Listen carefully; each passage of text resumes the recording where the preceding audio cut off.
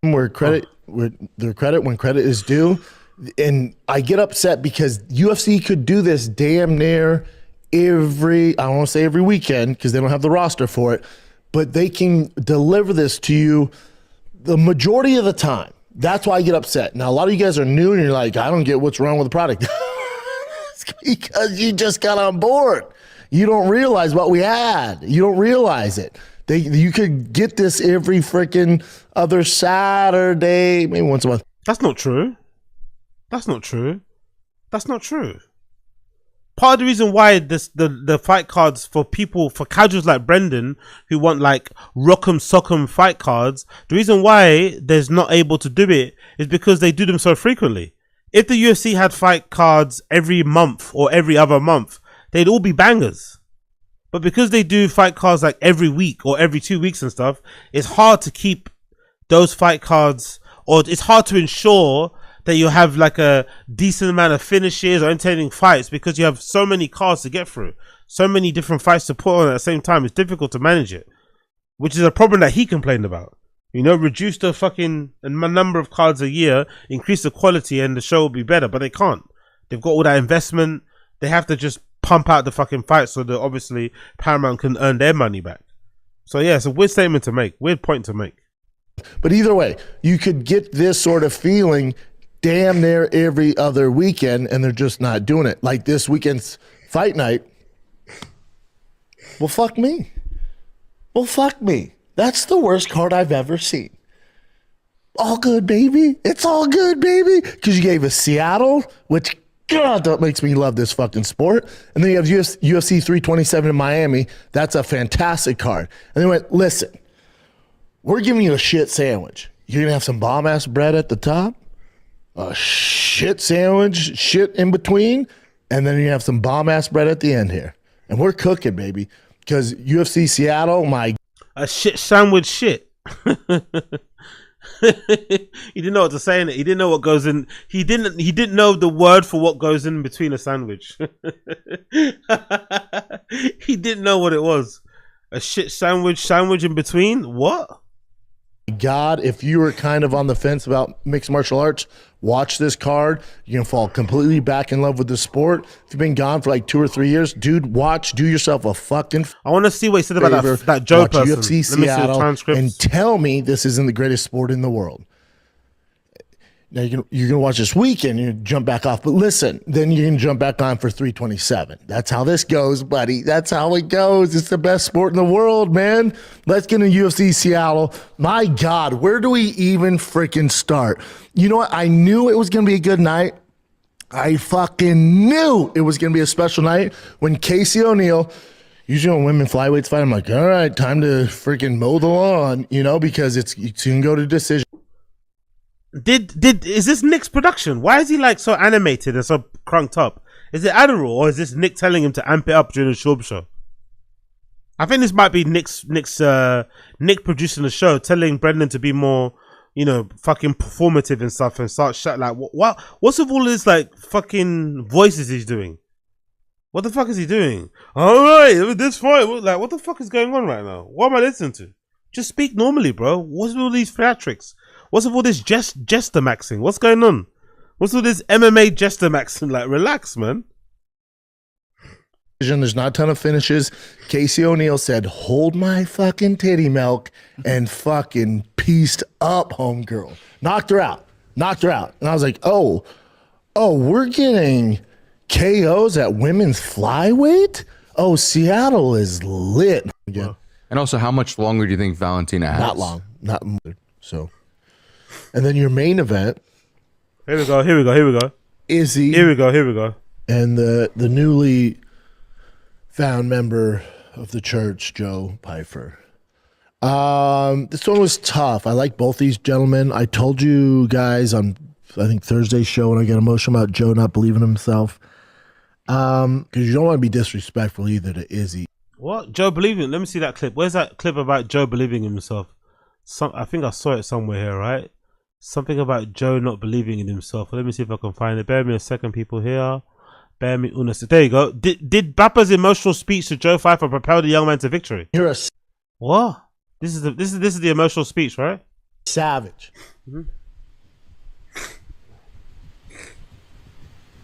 He's gonna cry. And with Joe, I don't know why I'm getting emotional talking about it. With Joe, you got to believe in yourself, Bubba.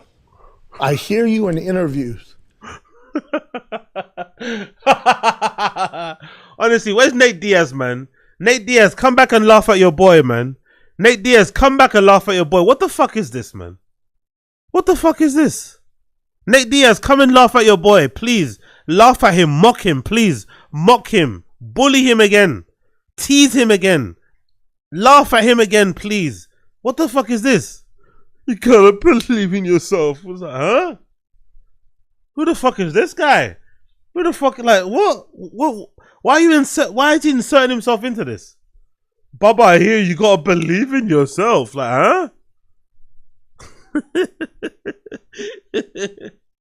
I love when he goes quiet and just starts getting emotional. Like, what is this? What is this emotional imbalance? What are people saying here? Oh, Addies, okay? What's this emotional imbalance that's going on? Exactly, I can't talk. Exactly, what is this in general? In general, what the fuck is this? And I've talked to your coaches. And Joe, you got this, man. I'm not rooting for against Izzy. I can't. That's my guy. I love Izzy. But what I can tell you, young man. You're basically rooting for him then, by the way. I can't. That's my guy. Izzy's not your guy. Izzy doesn't like you. Like, stop with this fake shit. Izzy doesn't like you. Let's be real. Is you can do this. And it's up to you. You have more talent than most of the division. You were born. Most of the division. Most of the division. The division. Born. The division. You the division. Talent than most of the division. Talent than most of the division. Talent than most of the division. Talent than most of the division. Most of the division. The most of the division. The most of the division. Most of the division or most of the division? Both. You were born with a gift from God. You are white. You are white. And you'll be facing a black man. We are the true kings. They are the slaves. Joe Pyfer, you shall win because you are white. And that's right. What the fuck is he talking about right now? Look at this. Even clenching his fists. You will win. Like, what in the fucking Tyson Fury is this, man? In that fucking overhand you have. That's power we cannot teach, young man. You have that. What in the Dawson fucking Fury is this? You gotta believe in yourself. What in the Yellow Bus Fury is this? And you can do it. What in the crayon eating Fury is this? That's it. You can do it. But you gotta do it. Believe it, Joe. He wants to cry. And I want to shake him.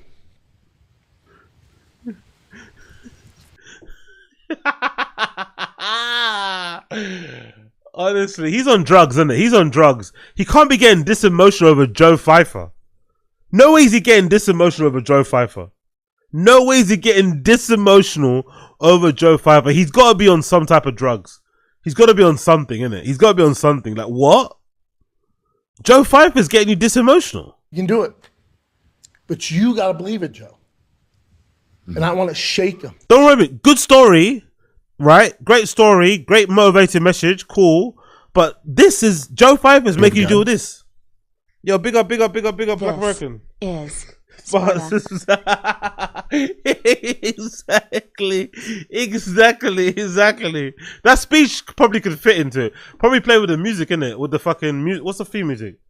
The Son of 1,000 Men. Oh, yeah, exactly.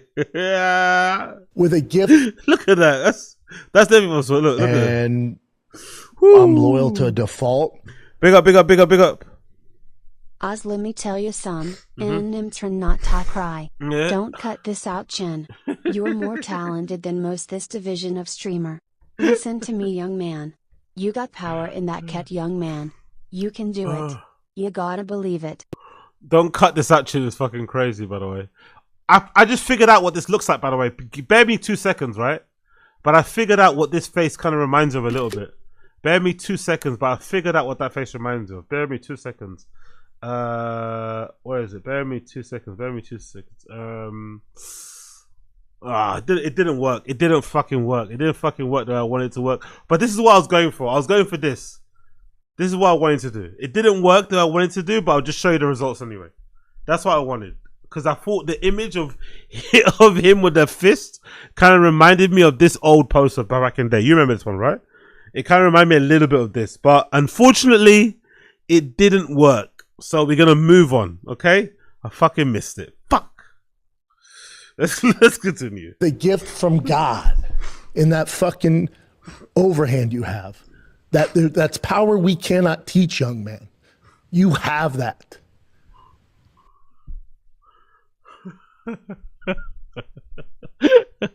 Young man. We cannot teach, young man. You have that. Yo, Tiger, man. Can you imagine the amount of like fucking movie style motivational speeches Tiger must be subjected to? Tiger must be getting bombarded with these fucking pathetic little fucking motivational speeches things. It must. Bless Tiger, man. Bless Tiger. You gotta believe in yourself. You have to. And you can do it. Mm-hmm. That's it. You can do it. This is my best. But this is my you favorite gotta bit. believe it, Joe. This is my favorite bit. And I want to shake him. This is my favorite bit. This one, when he makes the faces. He wants to really cry.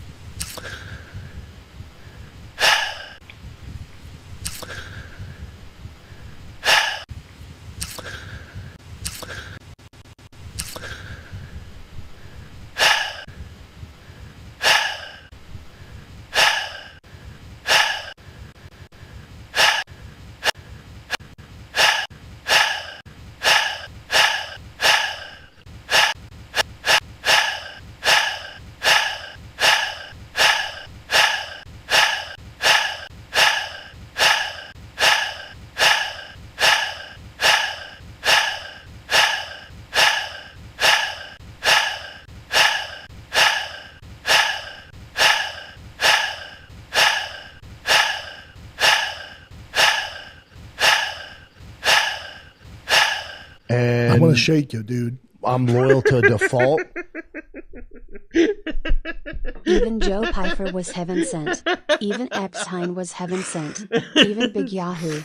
Big H2. Heaven sent. MLK2. Honorable mention. We all heaven sent. We all heaven sent. Yo, big up LaRussell. Big up the internet, man. I love the internet. I love social media. Big up congratulations to everybody on social media for chasing LaRussell off of social media. Congratulations to everybody. We all played our part. Big up everybody that played their part in chasing LaRussell and these corny ass and these shitty songs off of social media. Thank you. You saved us. Thank you. Big up everybody for saving us from LaRussell. Oh, that was brilliant. That was fucking brilliant. Big up Black America. Was that? Someone was it? I'm too high for this. Nigga, stop. Mercy, brother. I'm sorry. I really hope he hears this. Because you don't know how good you are. And there's nothing worse than that. Oh, shut up. Shut up, man. Than that. Worse than that. Worse than that. Worse than that. And there's nothing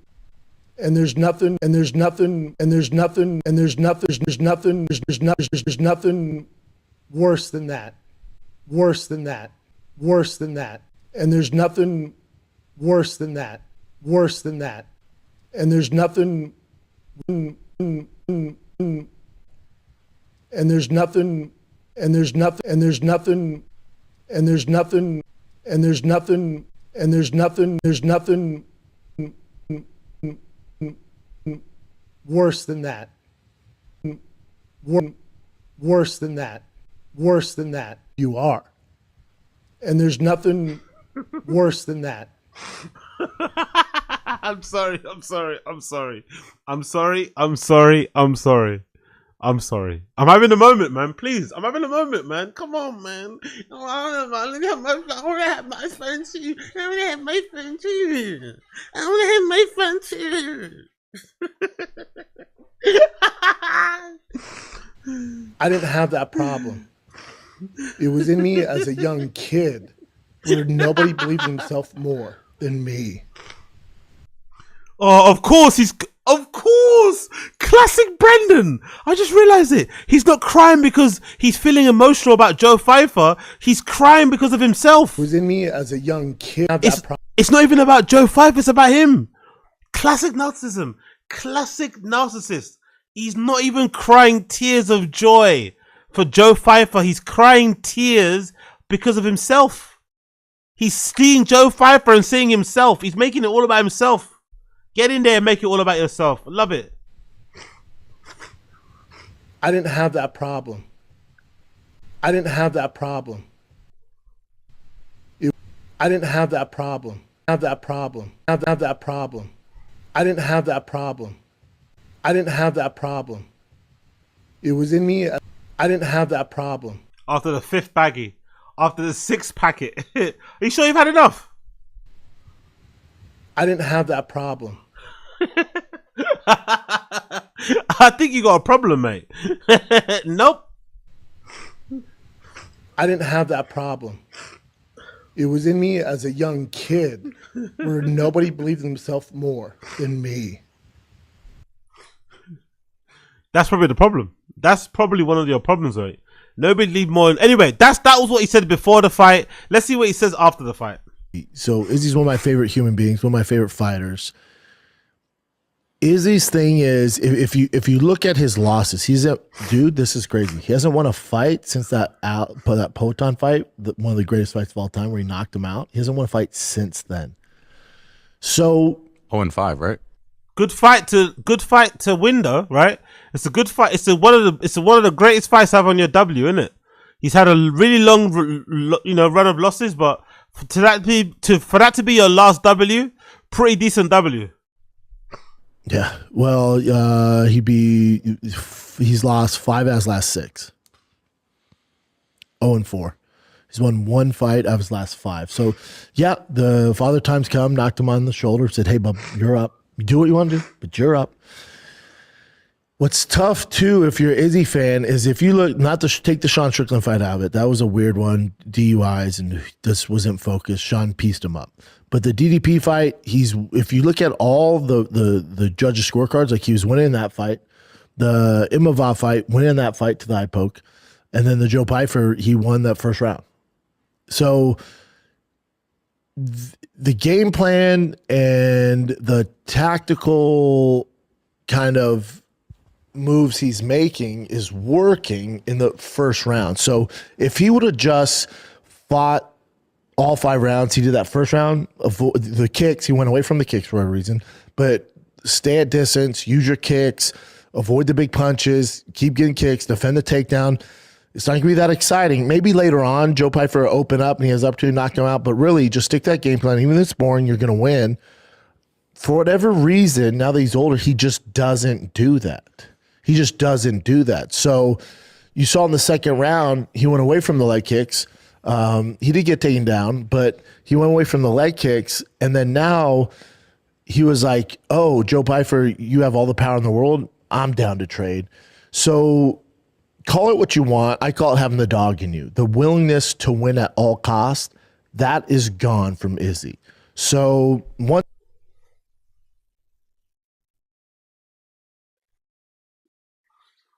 Is the willingness to gone for how can you say that though? How do you know that? Isn't it just clear to see that he's Father Time has come a knocking, as he's saying? He's older. So he won the first round, then tired. Isn't that what happened? He won the first round because skill-wise, he's still as good as anybody. But his age is his age. So he can maybe hang first round, second, third, he's obviously going to fall. And then the other fighter took advantage of it. he didn't have much of a defense about, oh, he doesn't have the dog in him anymore. What the fuck is this guy talking about?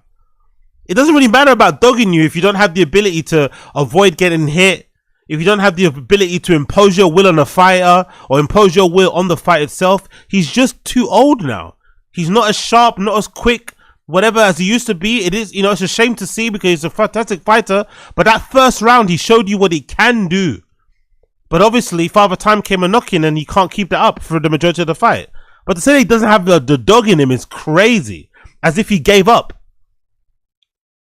Also, you'd think Brendan would have a bit more sympathy for Izzy, considering how he finished the fight, right? Izzy finished the fight with fucking Pyfer on his back, punching him in the back of his head. Nowhere to go. Brendan was in the same position, kinda, when he fought fucking Travis Brown, right? In that fight. He should have a little bit more sympathy for him, but to say that Izzy doesn't have the dog in him is crazy. He's just old, isn't it? He looks his age in the ring, in the octagon nowadays, which is depressing if you're an Izzy fan, like I am. But to say he doesn't have the dog in him anymore is insane. Like, how could you say that? The dog in him? Huh? Maybe, like, who's a good example? Who's a good example who maybe lost the dog in him? Tyron Woodley towards the end. Tyron Woodley looked like he was like gun. What's that term they use in fighting when you don't swing? Is it gun shy, trigger shy? He looked like he didn't want to swing, and he looked like the dog in him had gone. You could tell with Tyron Woodley. But to say that Israel Adesanya hasn't had a dog in him is not true. He's just at that age now where it doesn't matter what he wants. Like, he can't do what his brain can't do what his body wants to do as quickly as he wants to do it. Simple as that. Once that's gone, you're never beating the top 10. Never, ever happening. It's never happening. If you don't have that dog in you and that competitiveness drive where when things go rough, you, no matter what, find yourself a way to will yourself out of it, to continue to give yourself an opportunity to win. Once that's gone, you're never winning a top 10 fight. Those days are over. So for Izzy, it's kind of wild though, isn't it? This guy was this is why, like, now I understand, like, there was a time, right, where a lot of people in football commentary world would say things like, the fans, what do you know? You haven't played games at the highest level. You never played football. The highest level you played was Sunday League. You don't know what you're talking about. But then, unfortunately, again, I don't know why that is the case. Why is it? Because I don't think it happens in any other field. Like, if you spoke to a person that worked in finance for 30 years, they would have a pretty decent handle on... They'd have a pretty decent way of, like, talking about finance in general, right? But for some reason in sports, just because you're a professional in your sport doesn't mean you know what you're talking about. That's a really interesting thing. Like, even in a relatively new sport like MMA or UFC, just because you were a former pro, it doesn't really mean you know what you're talking about. If anything, it actually could be worse. And Brendan's a good example of it. It's like you were an actual professional in this. Like, you actually fought. You were actually a top 15 heavyweight. You had some decent wins under your belt. More losses, of course, but you were there. And you constantly have these weird, like, Izzy doesn't have the dog in him anymore. Like, huh? Wasn't Izzy getting criticized for literally using his chin as a defense against Pyfer? Wasn't that the biggest criticism? Izzy didn't move out of the way. He wasn't dodging enough. He wasn't feinting enough. He didn't have much of a defense. He was basically using his chin as a defense against punches, right? That's what people were saying. Izzy was taking on too much damage, but he doesn't have the dog in him anymore. Huh? He's not good. He's not as good as he once was, but to say he doesn't have the dog in him anymore is crazy. it's not, is he a tad slower? Yes. Is his movement still great? Yes. Are the kicks there? Yes. Is the IQ there? Yes. But that dog in him, the willingness, the competitive advantage that Izzy had his entire career, were one of the very best. And here's the thing about Izzy, to give him his flowers, which all of you should. Izzy, if you include his kickboxing record, I think he has like a... Why does he talk to the audience like that? Who's watching Izzy, or who doesn't give Izzy his props? I hate when he does that. He's kind of like, no, you're projecting, bro. You're maybe discrediting Izzy because now he's going through a bad run. But we don't have short memories. Most of us actual fans of the UFC don't have short memories. We remember what Izzy was, which is why people are probably more depressed and way more sad or sadder now, because they remember what Izzy once was. So to see him at this current state, it's like, fuck, man.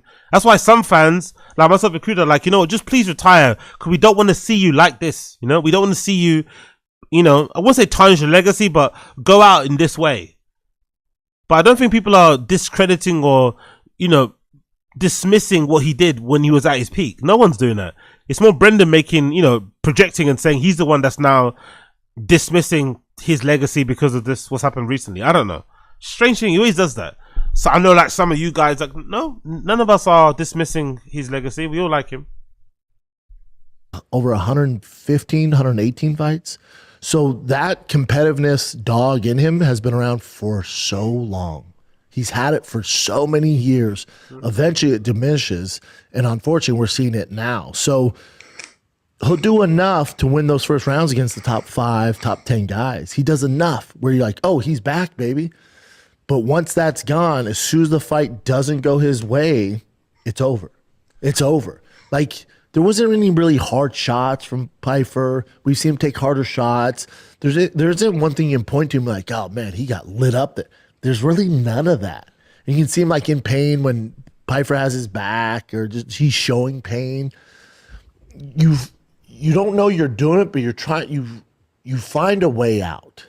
And I can relate to this in the Travis Brown fight. I've been in way worse situations, way worse. I shoot in, he clips me, I turtle up, and he's raining shots down. I could have done something. In my younger years or even 2 fights previous to that ain't doing it, dude. That ain't. It's going to be a lot tougher to get me out of there than that. That ain't shit. I wasn't even bleeding. I wasn't even concussed. And the ref saying move and you just don't. You kind of... It's just self-sabotage in there.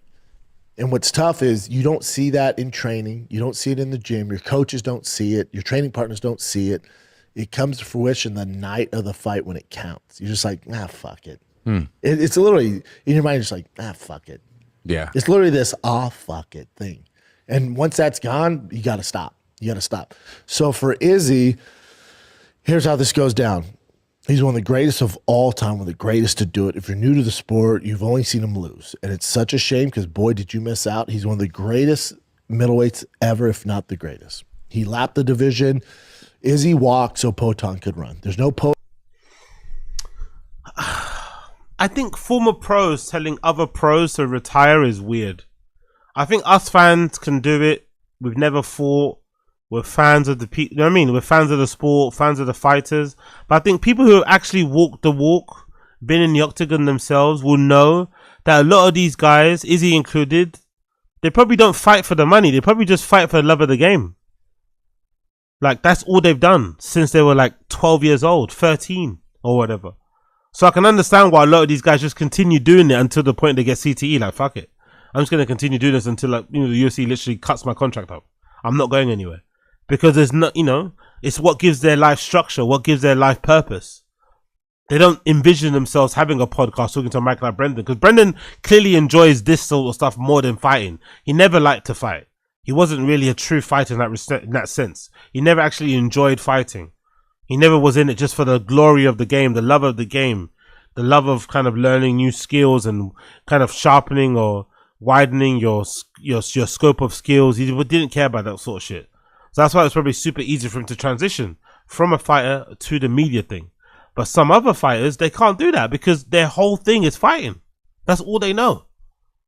So when you hear other fighters tell other fighters to retire, it's like, it's a bit in poor taste, It feels a little bit lacking in class, professional decorum, whatever it may be. I think the fans, the pundits, the trolls, whatever, we can do that. We can do all that shit. No problem. I don't think they have an issue. But when another fighter says, yeah, you should retire, like, Poton unless Izzy didn't leapfrog the entire division twice and run through him. So that's why Poton came along, for those of you that don't know. And now we have the great Poton. Poton's a big game hunter. He's a little different than Izzy. But Izzy was on top of the world. And then after 100 plus fights, that dog in him has been like, dude, let's chill. Izzy's a smart guy, has a lot of real estate investment, so there's also that. But this is how this will go if Izzy wants to stick around. I wasn't crazy when he got on the mic and was like, I'm not done. I'm not done. You're like, He did the Wolf of Wall Street. Yep. Forgetting that Wolf of Wall Street didn't end up great for. No, I was going to say, how did it end up for that guy in Wolf of Wall Street? Yeah. Not fucking great. He got dealt with. He lost everything. Yeah, and that's going to happen to Izzy. Meaning not his real estate investments and other business adventures he has going on, but as far as the UFC, this is how it will go is if you stick around. So you lost Joe Pyfer.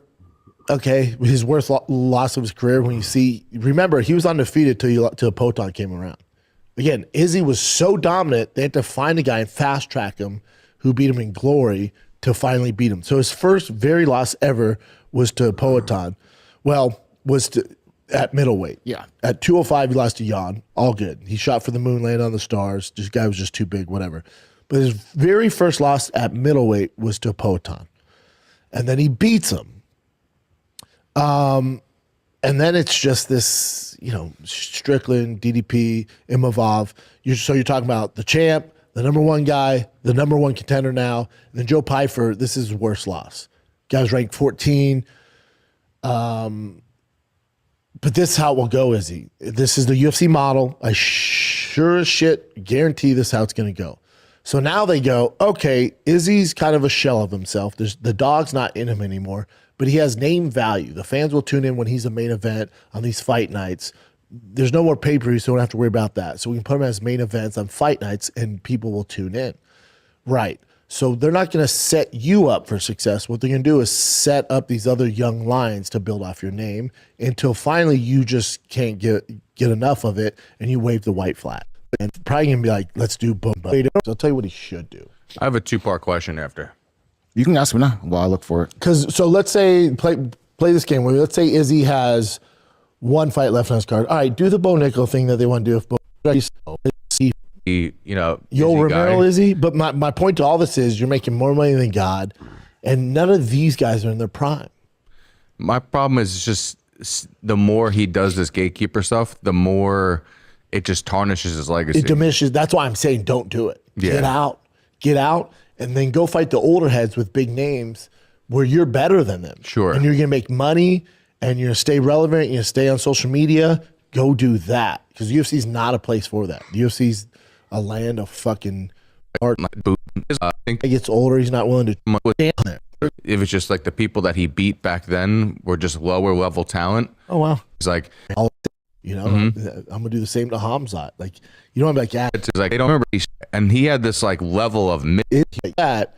He was aiming for John. They're like, no, he's down. They make a mockery of you, but it's over. It's over, and it's above. Okay, but Izzy fought Anderson Silva and dude, you passed the test. Big Strickland, probably not. Feather in his cap. He has all this momentum. DDP, former champ. For Pyfer, it's like, all right, dude. Now, I told you, you beat Izzy. It's off to the races. Now we gotta get back in the gym. I don't care how you feel about your girlfriend, what the fuck's going on there. You gotta get back in the gym because now you got Hamzat, you got Strickland, you got Imavov waiting. Imavov's just going to wait for the title shot. So people are like, oh, Pyfer versus Imavov. No, that's not happening. That also does nothing for Pyfer, to be honest. What you would do is you would use another big name like DDP. DDP Pyfer's the only matchup you make. If you win that one, then you get a title shot, and we'll figure out the rest from there. Yeah, he beat 2 champions. He doesn't match, like if you look at like Fluffy, it doesn't do a lot for Pyfer. That's a tough fight. Brendan Allen, tough fight. Imavov, tough fight. Like that. Kyle Baralio, tough fight. It depends how much they like Pyfer. If they give him DDP, they like him. That's probably his toughest and best matchup in the top 5, and DDP's ranked number 1. And he needs a fight. He needs a fight, so this would do it, and Pyfer seems okay. His leg might be a little janked up. What were your thoughts when Pyfer was like, just a week ago, I was going to commit suicide, and then Daniel Cormier is like, cool, let's check out this video package. It's like, whoa. In all fairness,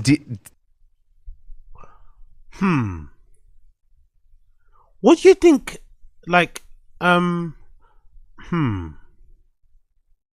this is what I was waiting for. This clip here, right? So, Brendan does this quite often.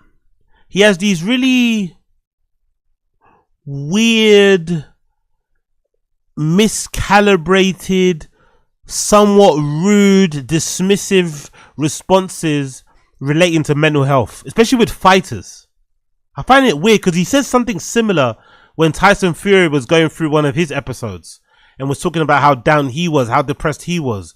Brendan was very dismissive, very insulting and rude about it all. I find this type of humor, it's somewhat understandable when it's like regular people, right? Because there can be some people who like to use mental health as a attention-seeking mechanism. I get it. But I think when it relates to fighters or people that are professional athletes, you'd imagine being one yourself, you'd have a little bit more sensitivity, a little bit more empathy towards it. You'd kind of understand where that's coming from, you know?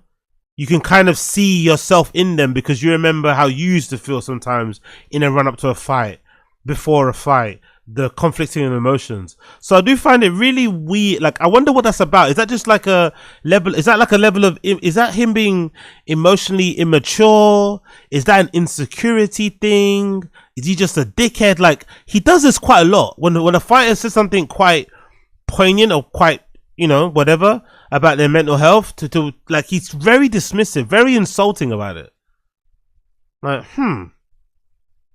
DC is not built for a psychiatrist. You know what I mean? Like, No, none of that's a us are. lot to put on someone. You're like, oh, Jesus Christ. 'Cause, yeah, it's like let's check out this knockout you had here. Let's check out the sequence that finished him. In Joe Pyfer in the press, post-fight press conference was like, yeah, you know, I cheated on my girlfriend. I was about to take my life. He didn't say, but he did, say left. Basically, He yeah. alluded to that. Yeah. So- what's wrong with that, by the way? It's a bit TMI, but what is wrong with that? What's wrong with a fighter talking about this type of thing? They probably go through a ton of emotions, fight camps and stuff. It's a very stressful occupation. What is wrong with what he said? Why are they mocking him? Why are they laughing at this? Why? Especially, again, if this is MMA Guru, do your thing. Any other person in the media, do your fucking thing. This is a former fighter talking about this, right? This is a former fighter who's been in that octagon, who's walked the walk, done the thing, mocking another fighter for...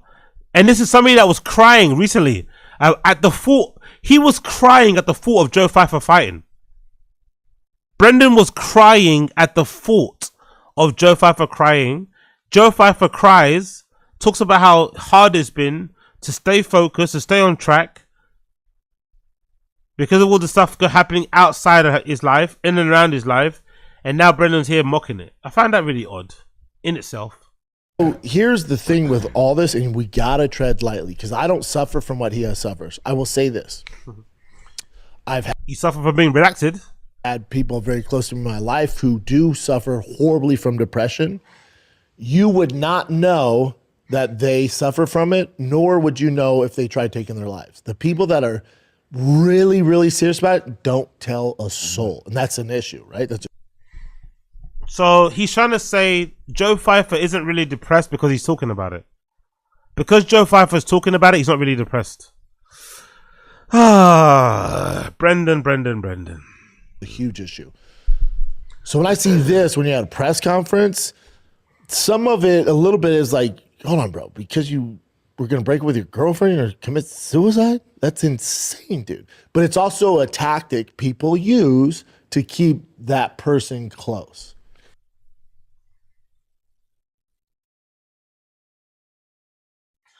If you've known people who've been really depressed, you would know that some of the reasons they're depressed to you might sound insane, might not sound like it's worthy of being depressed. So I like how he's acting as if like there's like a criteria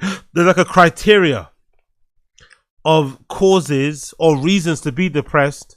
Some are more worthy than others. And he is the sole judge and jury of that. He knows that more than ever because he's like, shut up. Just shut up. Honestly, this guy, man. This guy. So I tread super lightly. I don't know what the fuck's going on. Yeah, we don't in his know all life. the pieces. I don't know all the pieces. I just know in my experience with legit, like I just had a comic that worked with me in Spokane, Tacoma, take his life. Father of 5, 3 different baby mamas. You had no clue he had depression. I had no clue. Literally, my homeboy texted me yesterday. It was like, hey, you know, blah, blah, blah. I'm not going to say, just committed suicide. I'm like, what? Did he have a bunch of kids? Like, yeah. I'm like, You're not going to say his name, but you already said he's got 3 kids, 5 baby or whatever, different mamas, Spokane. You already gave away. If somebody wanted to really do the science, they could find out who he is now. You already put out enough information out there for people to figure out who it was. I'm not going to say his name, but he's got 5 different baby mothers. One of them's named Cindy. He's got 4 kids. One of them's name's Tom, but I'm not going to say his name. he was like the happiest dude on tour. He's like, yeah, I don't know, man. It was dealing with some demons. We didn't know either. Yeah. So usually the people that are about that, they don't let you know.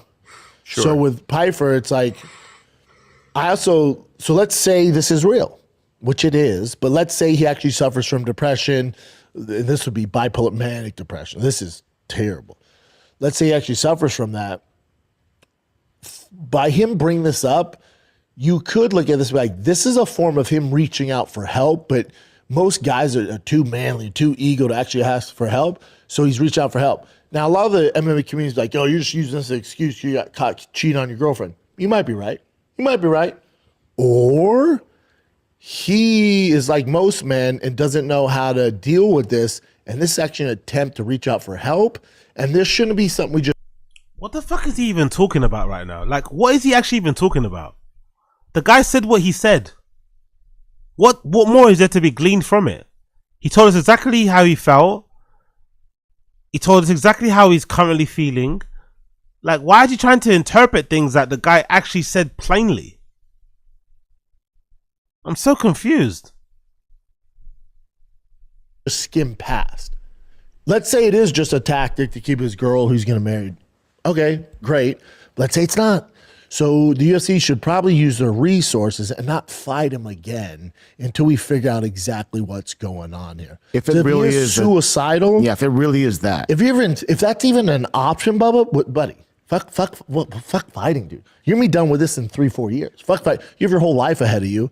Young kid, smart kid, all the talent in the world. Hold up. Yes, we'll talk about DDP, but what's going on here?